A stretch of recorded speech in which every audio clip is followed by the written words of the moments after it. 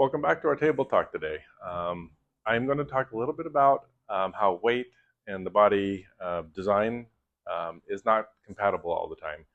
For example, if somebody is 5'4" and weighs 200 pounds, obviously your body is not designed to carry that much weight. I was trying to carry around some weights over the weekend, and I tried to carry two 45-pound plates, and I was really feeling it in my knees. I was really feeling it in my ankles. That weight was just bearing down on that. So you can imagine if you had to carry that much weight, and that's about 100 pounds, if you had to carry that much weight over years, what is that going to do to the joints? What is that going to do to the muscles and to the tendons? Usually it'll make the ankles and calves kind of more wider and bigger and puffy, okay? Because it's having to carry that much more load, which it wasn't designed to do. So it has to actually get more girth and more strength. The knees, unfortunately, the cushioning in there, that cartilage wears away.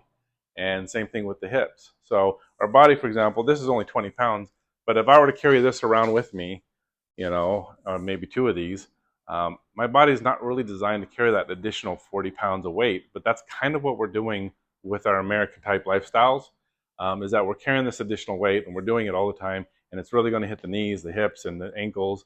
And we just weren't designed to carry that, and we're carrying that weight around the midsection, okay?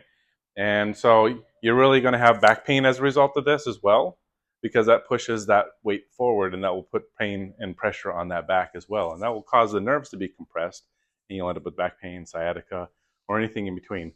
So again, this is only 20 pounds, and I'm starting to feel a little bit as well. If I were to carry this all day long, it'd be kind of annoying. If you're trying to lose weight, I would say the best way to try and lose weight is not to do rigorous exercise in the beginning. I'd say concentrate on the diet. Most of weight loss, 80% of it, is going to be diet related. See, either we're eating too much fried foods or just too much food in general.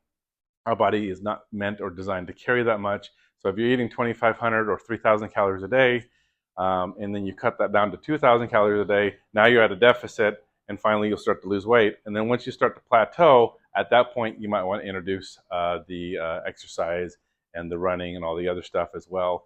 But first things first, you really got to get that diet down. You got to get that under control, and you got to make it so that it's life livable and enjoyable for you as well. I personally like to do intermittent fasting, but there's multiple different ways of doing weight loss. And so you just got to figure out what's going to be sustainable for you.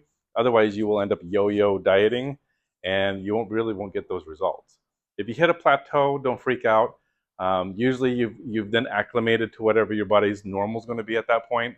So if you restricted it down to 2,000 calories and you lost about maybe 20 pounds or whatever it might be, and then you kind of plateau for a minute, that's okay. Introduce more exercise, okay? Burn more calories at that point. So you're still getting that 2,000, but then you're burning more calories, you'll end up going down again. It's okay to have plateaus. Sometimes you're converting fat to muscle, muscle weighs more. And you also metabolize a lot more when you have more muscle mass, and that's a good thing. So stick with it. It's about the long journey, not about the short parts. And yes, there are going to be some bumpy rides along the way. So keep following us. I'll keep giving more health tips. Take care, guys.